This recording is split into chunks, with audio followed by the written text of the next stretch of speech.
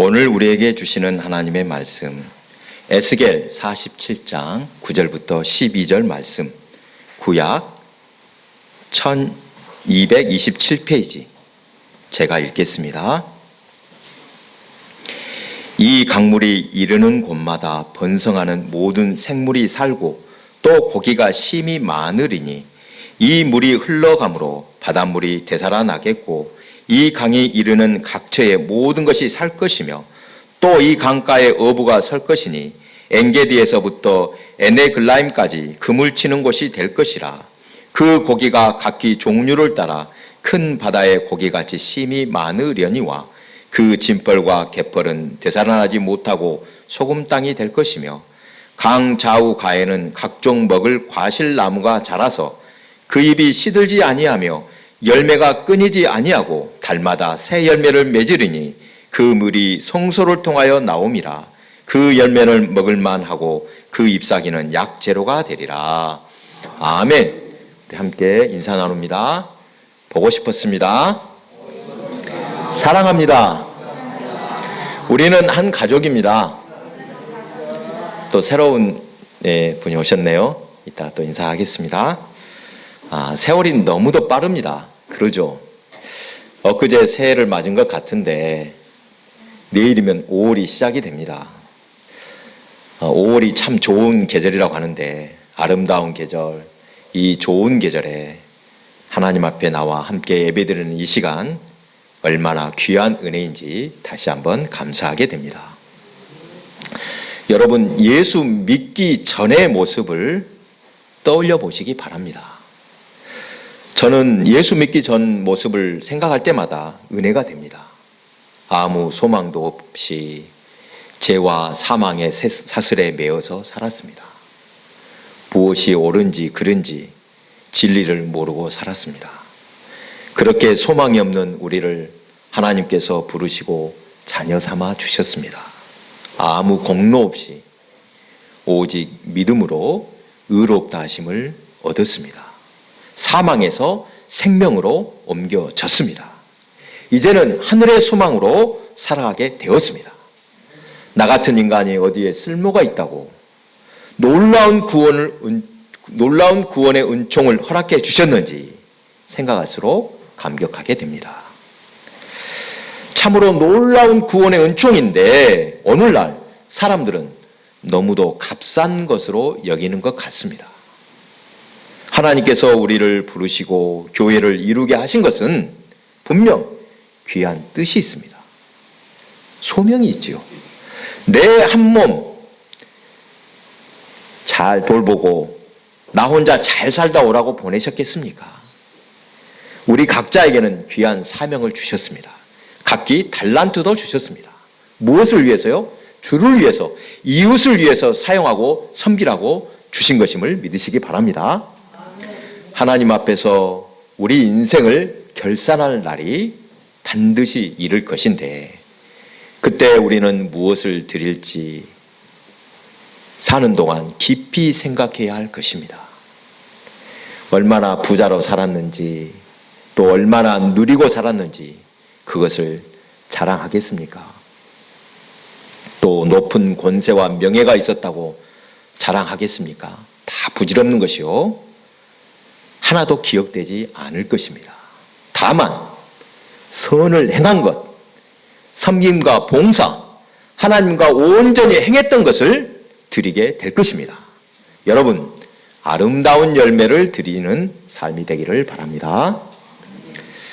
오늘 본문은 일찍이 바벨론의 포로로 잡혀가 있던 에스겔 선지자가 그곳에서 하나님의 계시를 보고 들은 것을 기록하고 있습니다. 지나간 주에는 마른 뼈들이 소생하는 환상을 나누었습니다. 처음에는 하나였던 이스라엘이 남과 북으로 갈라져 있다가 북이스라엘과 남유다는 각각 아수르와 바벨론에게 망하여 이방의 포로로 끌려갔습니다. 예루살렘 성전도 무너졌고 이제는 아무 소망 없는 민족이 되었습니다. 이때 하나님께서 에스겔에게 이 환상을 보여주셨습니다. 마른 뼈들이 솟아나여 큰 군대를 이루는 환상을 보여주셨습니다. 도저히 상상도 할 수 없는 일을 보여주신 것입니다. 비록 환상이라도 에스겔은 큰 위로를 받았습니다. 아, 하나님이 우리를 버리시지 않으셨구나. 그리고 우리를 위해서 새 일을 예비하셨구나. 이것을 알게 된 것입니다. 그리고 또 에스겔에게 말씀하셨습니다. 애초에 12지파 이스라엘이 남과 북으로 갈라지지 말고 이제는 하나가 되리라 말씀하셨습니다. 이런 마른 뼈가 솟아나는 환상 다음으로 또 희망을 주시는 말씀이 오늘 본문의 말씀입니다. 본문에는 성전이 등장합니다. 이 성전은 회복될 성전, 새 성전을 가리킵니다. 우리가 잘 알듯이 구약시대의 성전은 신앙의 중심이었습니다. 예루살렘 성전은 성막에서 시작이 되었습니다. 그렇죠. 광야에서 처음으로 성막이 세워졌습니다. 애굽에서 종살이하던 이스라엘 백성을 해방하시기 위해 하나님은 모세를 세우시고 그를 통해 놀라운 역사를 이루어 주셨습니다. 홍해를 가르셔서 바다를 마른 땅이 되게 하여 건너게 하셨습니다. 먹을 것도 마실 물도 없는 광야에서 기적을 보여주셨습니다. 반석에서 물을 내시고 하늘을 열어 만나를 내려주셨습니다. 광야 40년 동안 옷이나 신발이 닳아 없어지지 않게 하셨습니다. 이처럼 이스라엘 백성들을 건져내시고 광야를 건너게 하실 때 하나님은 육신의 피로 육신의 양식만 공급해 주신 것이 아닙니다. 더 중요한 것이 있습니다. 출애굽기 3장 12절입니다. 하나님이 이르시되 내가 반드시 너와 함께 있으리라. 내가 그 백성을 애굽에서 인도하여 낸 후에 너희가 이 산에서 하나님을 섬기리니 이것이 내가 너를 보낸 증거니라. 이스라엘 백성을 불러내신 목적, 하나님의 백성으로 삼으시기 위함입니다. 애굽 바로의 백성이 아니라 하나님이 백성이 되게 하신 것입니다. 단순히 육신의 해방이나 먹고 사는 문제의 해결이 목적이 아니라는 것입니다. 영혼을 구원하시기 위해서 이스라엘을 불러내신 것입니다. 하나님께서 우리를 부르신 것도 마찬가지입니다. 이 땅에서 무엇을 입을까, 무엇을 먹을까, 이러한 육신의 구원이 아니라 우리의 영혼이 사망에서 생명으로 옮겨진 역사가 일어났습니다. 영생을 허락하셨습니다. 출애굽하여 광야로 나온 이스라엘 백성에게 하나님은 십계명이 기록된 말씀을 주셨습니다. 하나님의 말씀이 얼마나 중요한지 신명기 8장 3절에서 분명히 말씀하십니다. 너를 낮추시며 너를 줄이게 하시며 또 너도 알지 못하며 내 조상들도 알지 못하던 만나를 내게 먹이신 것은 사람이 떡으로만 사는 것이 아니요 여호와의 입에서 나오는 모든 말씀으로 사는 줄을 내가 알게 하려 하심이니라. 아멘. 하나님의 말씀만 붙잡으면 어떤 곳에서도 살 수 있다는 것입니다. 그 증거로 만나를 내려주셨습니다. 그러면 하나님의 백성으로서 눈에 보이지 않는 하나님을 어떻게 섬길 것인가? 무엇보다 먼저 말씀을 순종하여 그대로 실천하는 것입니다. 시내산에서 모세는 하나님의 말씀이 기록된 십계명을 받아왔습니다. 해야 할 것과 하지 말아야 할 것을 분명히 말씀하셨습니다. 그렇게 말씀을 잘 지키는 것이 하나님을 섬기는 가장 좋은 방법이라는 것입니다. 이렇게 말씀을 지키는 것과 함께 성막의 제사를 통해 하나님 섬김을 배웁니다. 광야의 이스라엘 백성은 아무 곳에서나 제사 드린 것이 아니라 성막에서 제사 드렸습니다. 제사 그 자체가 목적이라기보다 드리는 과정을 통하여 하나님을 어떻게 섬겨야 하는지, 하나님 앞에 온전히 서는 것을 배우는 것입니다. 이스라엘 백성이 성전을 중요하게 여긴 것은 이런 고백이라고 할 수 있습니다. 이런 고백이 담겨 있다는 것입니다. 하나님이 우리와 함께 하시고 우리가 하나님 앞에 온전히 설 수 있다면 어떤 환경에 놓여 있더라도 우리에게는 희망이 있습니다. 이런 고백이라는 것입니다. 성전에서 온전한 제사를 통해 하나님께 나아갈 때 그것이 얼마나 소중한 일인지 그들은 잘 알고 있었습니다. 우리의 삶도 똑같습니다. 어떤 환경에서라도 하나님께서 우리와 함께 하실 때 소망이 있는 줄 믿으시기 바랍니다. 세상 것은 풍족하지만 하나님께서 얼굴을 가리시고 외면하신다면 아무 소용이 없습니다. 그만큼 신앙이 중요한데 그 신앙생활의 중심이 바로 성전이라는 것입니다.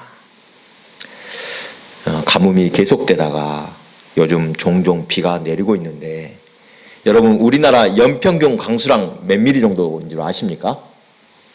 우리나라 강우량 한 1300mm 정도입니다. 그런대로 부족하지 않을 정도의 비가 내린다고 할 수 있습니다. 이스라엘은 어느 정도 될 것 같습니까? 한 절반밖에 안 됩니다. 700mm 정도 평균. 이 이스라엘은 비가 내리는 계절도 건기와 우기로 나뉘어 있었습니다. 나뉘어져 있죠. 건기가 약 6개월간 계속됩니다. 이 건기에는 비가 한 방울도 내리지 않는다고 합니다. 땅도 또 비가 오더라도 이 땅이 석회질이라 빗물이 고이지 않고 금방 스며들어 없어집니다. 이곳에서는 물이 얼마나 귀한지 성경을 보더라도 잘 알 수 있습니다. 우물 때문에 크게 다툼이 일어나기도 합니다. 이스라엘에서는 건기가 끝나고 비가 내리는 날 우산을 쓰지 않고 비를 흠뻑 맞는 사람들이 많다고 합니다. 야, 좋구나 하면서 그냥 비를 맞고 다닌다고 합니다. 물이 없으면 사람이 살 수 없습니다. 당연하죠. 언젠가 화성을 탐사하는 이 무인 우주선에서 한 장의 사진을 보냈는데 이 사진이 크게 화제가 된 적이 있습니다. 어떤 사진이었냐면 이 사진에 보니까 화성에 물이 있었던 흔적이라고 합니다. 물이 있었다면 뭔 말입니까? 곧 생명체가 존재했다거나 존재할 수 있다는 증거이기 때문입니다. 그만큼 물은 생명과 깊은 관계가 있습니다. 앞에서 살펴본 대로 오늘 말씀은 새 성전의 소망을 주시는 말씀입니다. 이스라엘을 회복시킬 때 성전의 모습인데 새 성전은 이런 모습이다. 특별히 성전 문에서 물이 흘러나오고 있습니다.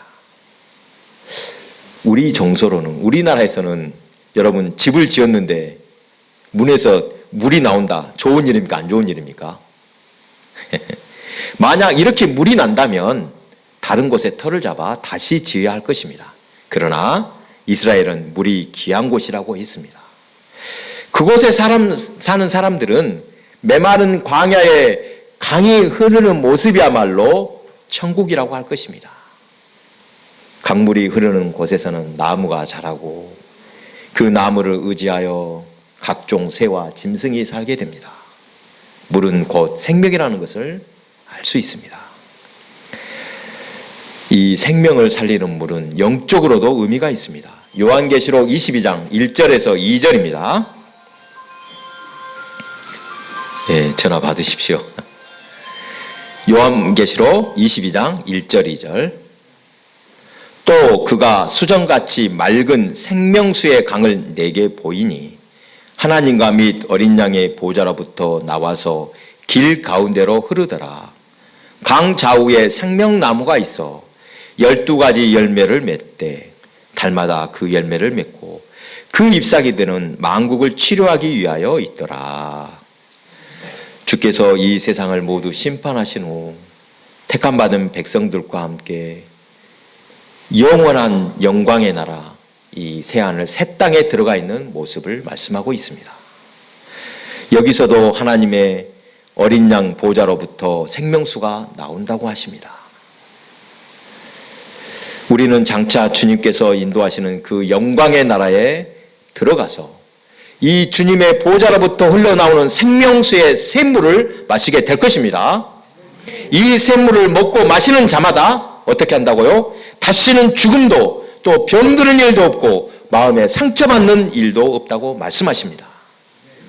그리고 이 샘물이 가는 곳마다 모든 것이 살아나며 이 샘물은 죽은 자를 다시 살아나게 할 뿐만 아니라 죽은 바다도 살리고 죽어가던 나무도 살려 그 나무가 달마다 열매를 맺는 생명나무가 되게 하신다고 말씀합니다. 이 요한계시록 22장에는 장차 올 새 하늘과 새 땅에 들어가서 맞이하게 될 모습을 보여주셨는데 오늘 본문도 똑같이 말씀하고 있습니다. 거의 똑같습니다. 9절입니다. 이 강물이 이르는 곳마다 번성하는 모든 생물이 살고 또 고기가 심히 많으리니 이 물이 흘러 들어가므로 바닷물이 되살아나겠고 이 강에 이르는 각처에 모든 것이 살 것이며 또 12절입니다. 강 좌우가에는 각종 먹을 과실나무가 자라서 그 잎이 시들지 아니하며 열매가 끊이지 아니하고 달마다 새 열매를 맺으리니 그 물이 성소를 통하여 나옴이라. 그 열매를 먹을 만하고 그 잎사귀는 약 제로가 되리라. 상상만 해도 아름답지 않습니까? 성전문에서 나오는 물이 메말라 있던 땅을 적시고 그 물이 점점 많아져서 나중에는 큰 강을 이룹니다. 그리고 강가에는 나무가 우거지고 생물이 살게 됩니다. 또 강물이 흘러 들어가니 바닷물까지 살아나서 고기가 풍성해지므로 어부들이 들어옵니다. 생각만 해도 아름다운 풍경입니다. 지난 월요일 순천만 정원에서 에코 포럼이 있었습니다. 이것은 우리 총회에서 주관한 행사였는데 이 지구 온난화, 기후 위기의 심각성을 알리는 자리였습니다. 세계적인 석학들이 참석을 했는데 정말 위기라는 것을 다시 한번 보게 되었습니다. 인간들 때문에 이 시간에도 정말로 많은 동물과 식물들이 멸종하고 있습니다. 불쌍하지 않습니까? 하나님의 창조 질서 회복을 위해서 우리가 무엇을 해야 될지 돌아보는 기회였습니다. 어제 혹시 뉴스 보셨습니까? 꿀벌 50억 마리 갑자기 사라졌다. 뉴스 보셨습니까? 제가 우연히 TV를 켰더니 꿀벌이 갑자기 사라졌다. 흔적도 없이 사라진다고 합니다. 이것은 우리나라만이 아니라 미국에서도 난리가 났습니다. 어마어마하게 많은 벌들이 순식간에 사라져서 하루아침에 없어집니다. 여러분, 이 벌들이 사라지는 것 보통 심각한 일이 아닙니다. 만약에 벌들이 없어지면 2년 안에 사람도 살 수 없는 세상, 큰 위기가 닥친다고 합니다. 지금 지구에 닥친 위기 극복을 위해서 환경 문제만 볼 것이 아니라고 합니다. 단순히 환경 보호 이것의 문제만이 아니라는 것입니다. 여기에는 경제와 깊은 관련이 있습니다. 또 경제뿐만이 아니라 정치와도 교육과도 연관이 있고 더 나아가 종교적으로 풀어야 할 문제라고 합니다. 그냥은 안 풀어진답니다. 사람들이 크게 변화돼야만 풀어질 수 있다는 것입니다. 그 역할을 종교가 해야 한다는 것입니다. 지금의 기후위기는 많은 것이 연결되어 있어서 근본적인 해결, 그 해결을 위해서는 우리의 마음 자세를 새롭게 해야만 해결할 수 있다고 합니다. 법으로도 안 된다고 합니다. 그곳에 참석했던 교수님은 인간의 DNA를 새롭게 해야 한다라고 말했습니다. 한마디로 완전히 체질을 개선해야 한다는 것입니다. 그런데 여러분, 인간 변하기 쉽습니까? 사람 변합니까? 사람이 마음을 고쳐먹기가 얼마나 힘든지 모릅니다. 3살 버릇 8까지 간다라는 속담도 있습니다. 한번 몸에 밴 것을 고치기란 정말 어렵습니다. 그러면 지구를 지키기 위해서, 쓰레기를 줄이기 위해서 우리가 쉽게 실천할 방법, 일회용품 줄이기가 있습니다. 여러분 한 번씩 해보셨지요? 종이컵과 같은 일회용품을 되도록 줄이자는 것입니다. 그런데 이것도 좋은데 꼭 이거 하다 보면 이런 생각에 빠질 때가 있을 것입니다. 야, 나 혼자 이렇게 해봤자 무슨 효과가 있을까? 여러분 이런 생각 안 해봤습니까? 그렇죠. 한두 번 하다가 포기했던 경험이 있을 것입니다. 이러한 자포자기의 생각을 어떻게 극복할 수 있을까? 생각이 같은 사람들과 자주 만나고 또 연대를 하라고 합니다. 나만 이런 것이 아니라 이런 생각을 하는 사람이 여기도 있구나. 그 사람들과 함께 하라는 것입니다. 그리고 또 중요한 해결책, 교회가 앞장서는 것입니다. 우리는 하나님의 백성으로서 하나님이 이 세상 우주 만물을 아름답게 창조하셨음을 믿습니다. 여러분 하나님이 창조하셨음을 믿으신 줄 압니다.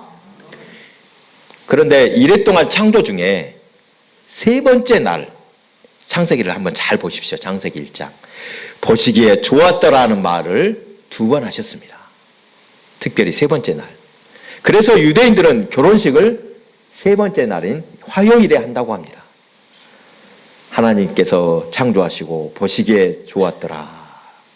이렇게 말씀하시는 것을 한번 상상해 보시기 바랍니다.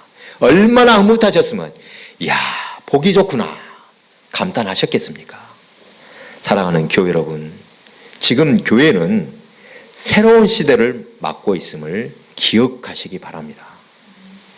하나님께서 열망하는 것이 무엇인지 돌아보아야 할 때입니다. 오늘 본문에서 새롭게 세워질 이 성전 문에서는 물이 나와 온 땅을 흘러 강을 이룰 것이라고 하셨습니다. 유대인만 살리는 것이 아니라 이방인은 물론이요 모든 생물을 살리는 성전이 될 것이라고 말씀합니다. 종교적 열정만 강조할 것이 아니라 이제는 함께 나아갈 길을 찾아야 합니다. 나 혼자 어떻게든 잘 살다 가면 그만이라는 생각으로는 안 됩니다. 우리를 부르시고 백성으로 삼아주신 목적, 온전히 주님을 찬양하고 주님과 동행하면서 주의 일을 하라고 우리를 부르셨음을 믿으시기 바랍니다. 우리도 주님의 일을 동참해야 합니다. 그러면 주님의 일이 무엇입니까? 바로 생명을 살리는 이름을 믿으시기 바랍니다. 영과 육의 생명을 살리고 구원하는 일입니다. 여러분, 이 생명 살림은 인간만이 아니라 동물, 식물, 모든 생명을 소중히 여겨야 합니다. 성전에서 나오는 물이 생명을 살리듯 우리 교회가 그 일을 감당하길 원합니다. 때가 늦었다고 하지만 주님의 마음으로 함께하면 아직 기회가 있습니다. 하나님께서 보시기에 좋았다 하셨던 대로 회복하기 위해 우리가 할 수 있는 일을 하나씩 행함으로 하나님의 뜻을 이루는 저와 여러분 성도가 되시기 바랍니다. 기도하겠습니다.